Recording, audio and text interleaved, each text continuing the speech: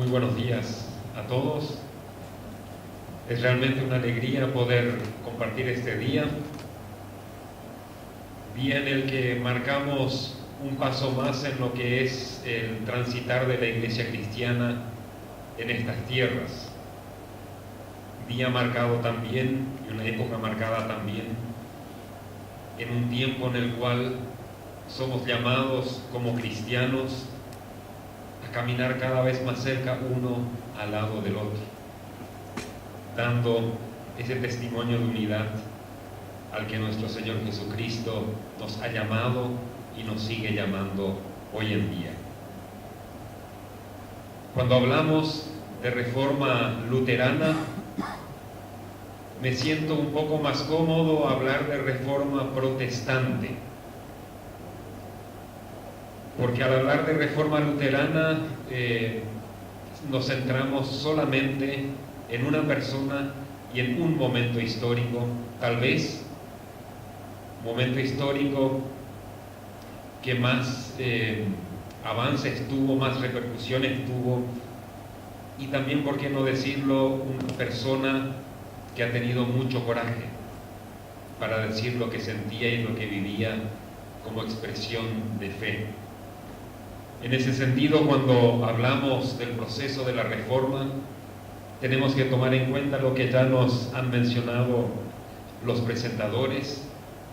Martín Lutero es uno más dentro de una cadena de muchas otras personas que en distintos momentos han tratado de llamar la atención sobre algunas cosas que se estaban saliendo de los límites del Evangelio. En ese sentido, como ya escuchamos antes, para mencionar simplemente algunos, tenemos a Pedro Baldo, a San Francisco de Asís, John Wycliffe, Juan Hus, tal vez uno de los que más inspira también a Martín Lutero, Ulrico Zwinglio, ya los contemporáneos de Lutero, Philip Melanchthon, Juan Calvino y muchos otros que han estado antes, han estado al lado en la misma época de Lutero, y otros que han venido después de él.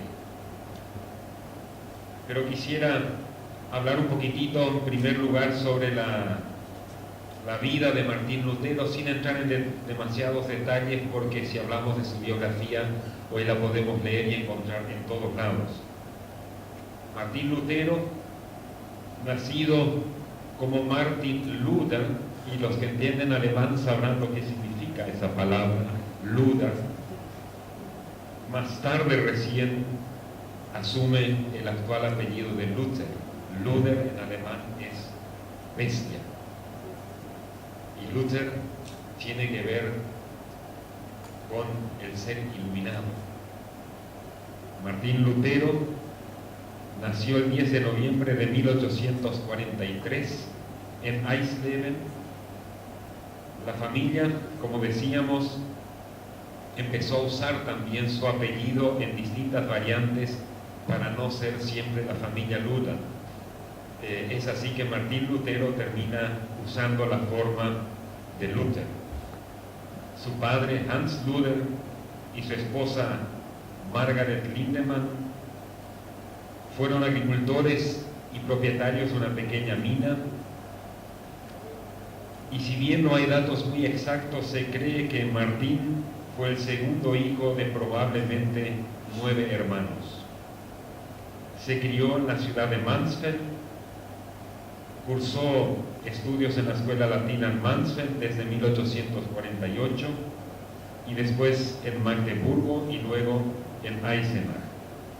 En 1501 estudia en Erfurt con la intención de hacerse abogado.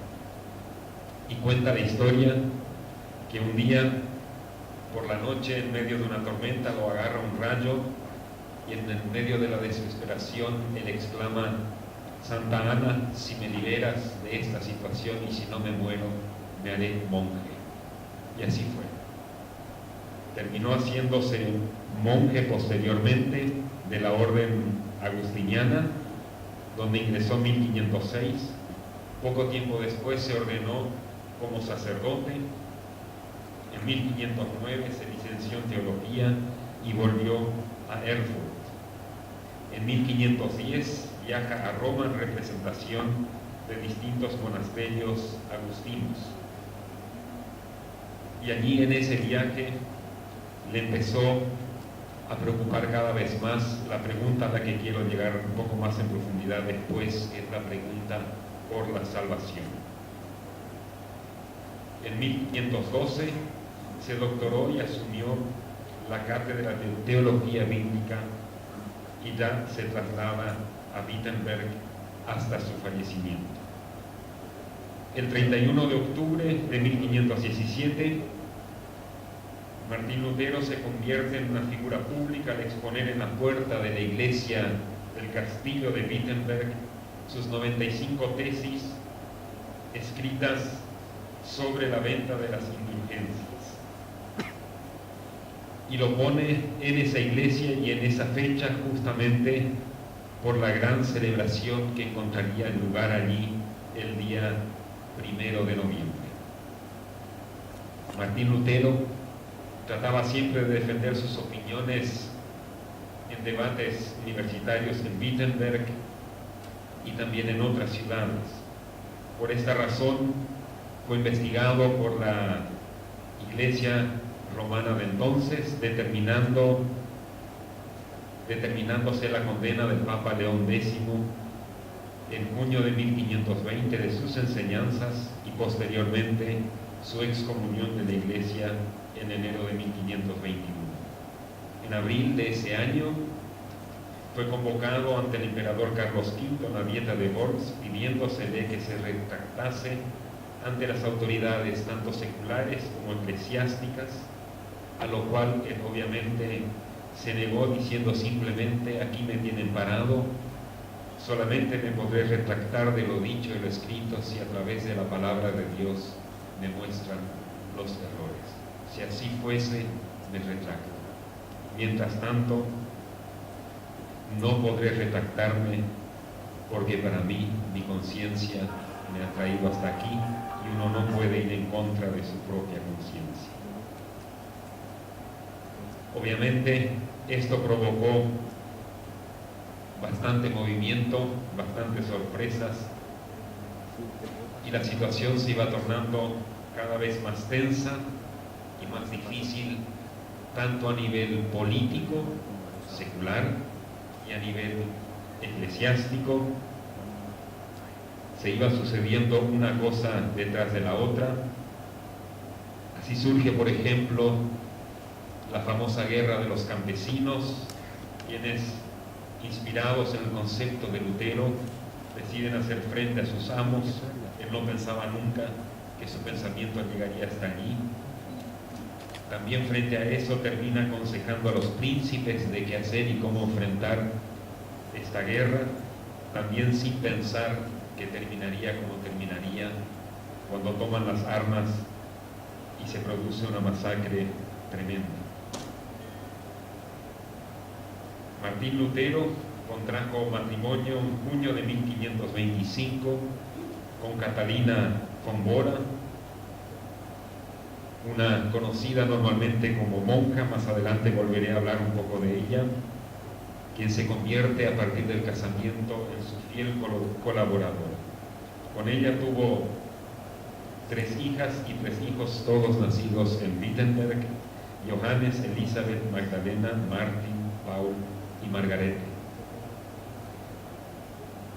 Después de empezar todo este movimiento, una de las cosas que Martín Lutero ha hecho mucho fue escribir continuamente sus pensamientos y sus reflexiones. De allí tenemos entre sus obras algunas de las más resaltantes, por ejemplo, La libertad cristiana, escrita en 1519, en 1520, La nobleza cristiana de la nación alemana, también ese mismo año, El cautiverio babilónico de la Iglesia, en el 25, De la esclavitud al arbitrio, y así también hacia 1529 publica su primer catecismo, el que es conocido como Catecismo Menor de Lutero, que va dirigido a las familias para que en el seno de la familia se haga la catequesis, y posteriormente también el Catecismo Mayor de Lutero, que iba dirigido a pastores y líderes de la Iglesia. Un catecismo más amplio que el primero, que estaba basado en un sistema de preguntas y respuestas, básicamente.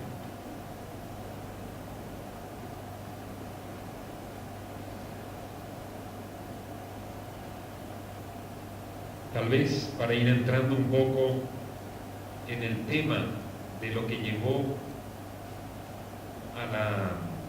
a lo que fue la reforma que se origina a partir del 1517, tenemos que ubicarnos un poco en la época, en la situación, y tratar de sentir un poco y pensar cómo se pensaba también en aquella época. A veces hacemos demasiado rápido un traspaso de estos 500 años de allá a hoy, y entonces algunas cosas nos suelen quedar en el aire, o mal entendidas o mal interpretadas inclusive. Vivimos en aquella época en una sociedad sin derechos,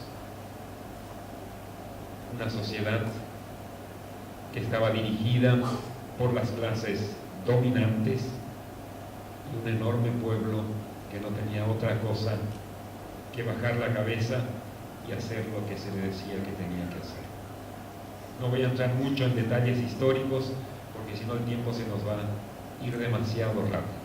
La sociedad de la época medieval no es nuestra sociedad. La forma de vida en aquella época no es nuestra forma de vida. Entonces Lutero, cuando se hace monje, estando en el monasterio, hay una pregunta, que es la pregunta, me animaría a decir, la que fue tornándose el hilo conductor de todo su pensamiento y de todo el movimiento de la Reforma Protestante. Esa pregunta podríamos mencionarla de la siguiente manera: ¿cómo puede el ser humano alcanzar la salvación? ¿Cómo puede el ser humano llegar a ser justificado ante Dios?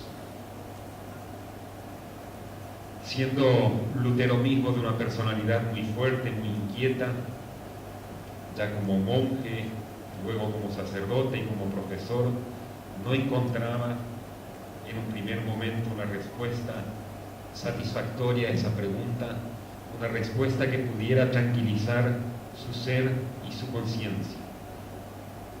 Las cosas que se hacían siguiendo los cumplimientos estrictos de las normas, formalidades, ritos de la época, no le ayudaban a encontrar la respuesta a esta pregunta. Él decía: si Dios es amor, si Dios es misericordioso, ¿cómo puede ser que este Dios que es misericordia, que es amor, nos exija tanto y quiera ver a su propia creación sufriendo? A partir de allí, en su búsqueda bíblica y en su análisis bíblico, él encuentra la pregunta en Romanos 1:17, donde descubre que la justificación o la salvación del ser humano no es por mérito propio, sino por gracia divina. Y este pensamiento fue lo que le llevó a elaborar su postura a través de lo conocido como 95 tesis contra la venta de indulgencias, en las cuales él expone, a partir de este concepto de la justificación y la salvación por la gracia, él expone su pensamiento diciendo justamente que no es el ser humano quien se salva, sino que el ser humano es salvado por la gracia divina. Es Dios quien viene a su encuentro, quien lo rescata de su situación y lo salva. Teniendo en cuenta el poco tiempo que nos queda, podríamos decir que posteriormente la teología de Martín Lutero se podría resumir en los conocidos 5 solos: solo la Escritura, solo la fe, solo la gracia, solo Cristo y solo a Dios la gloria.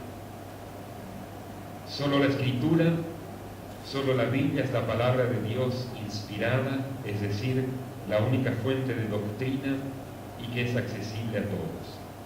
Solo la fe significa que solo la fe en Jesucristo Salvador es necesaria para la justificación o salvación de los seres humanos.